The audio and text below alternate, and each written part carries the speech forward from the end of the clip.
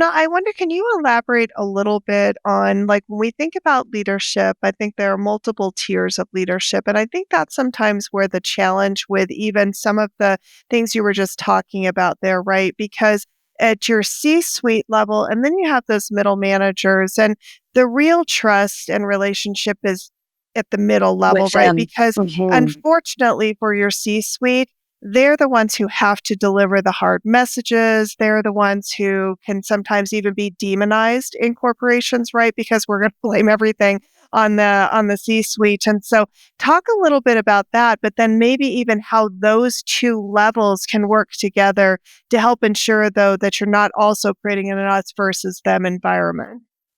Great question. It's an excellent question. Thank you for bringing that up.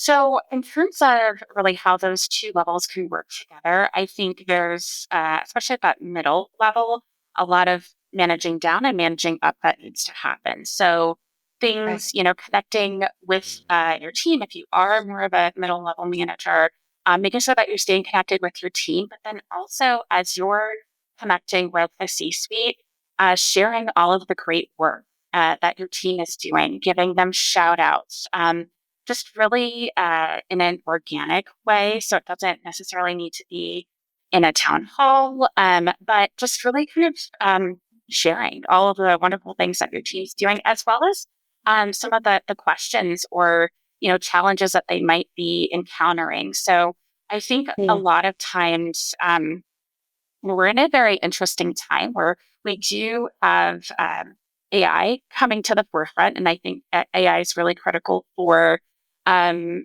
more, productivity. Kind of, it's a great tool, but it cannot replace those human interactions and staying connected. And so I I think agree. just really being that bridge between your team and C-suite, managing up and sharing what's happening at that team level is critical. And then I think also cascading that down to your team, um, from, hey, here's what, so and so shared with me when we met the other day.